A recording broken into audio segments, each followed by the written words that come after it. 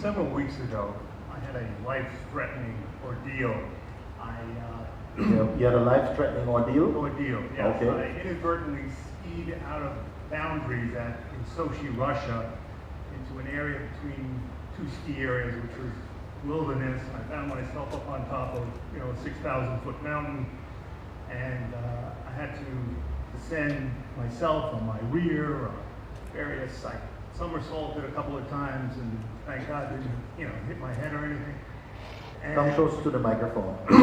And after, it took 6 hours altogether. And I just said to myself, if I find a road, I'll make it. If I find a civilization, I'll make it. Eventually, I found a road. It was dark already, and I had to walk through water, and I was worried about hypothermia and things like that. In any event, here I am. Before I found the road, there were several hours where I wasn't really sure I was going to make it or not. It was 50-50, maybe. And I would say it was the closest I ever came to death. So here's my question.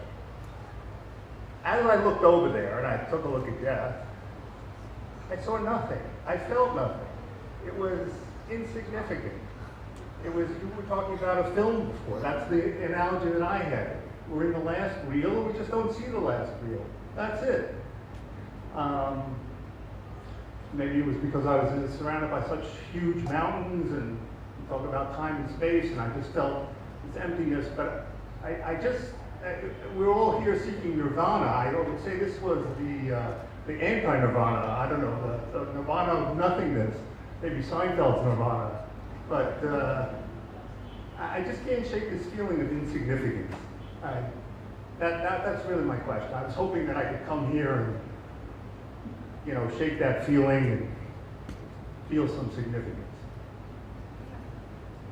I feel that your experience came as an expression also of grace, also, because far from what you anticipate, you said that you experienced just a sense of insignificance. You came to the end of the road and there's nothing there. There's no. Right. Yes?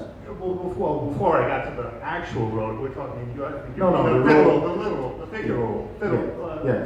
The existence road. Yes, exactly. The existence road. Right. And you came to a point inside yourself where actually nothing, there was nothing. Exactly. Place of stillness. Nothingness. Nothingness. Absolutely.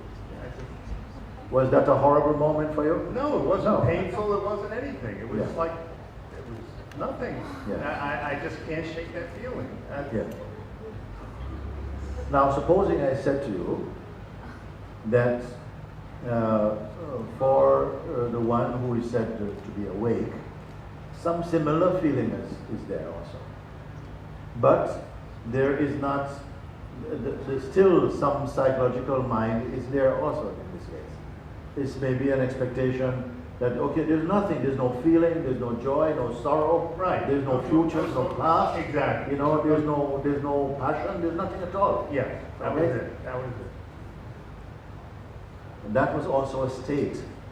It was also a state that itself is phenomenal. What I mean by that is that state does not just exist.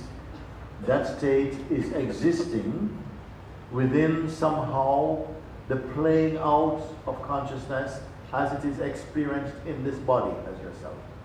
Because some people have had this experience. I heard about some nuns who had experience.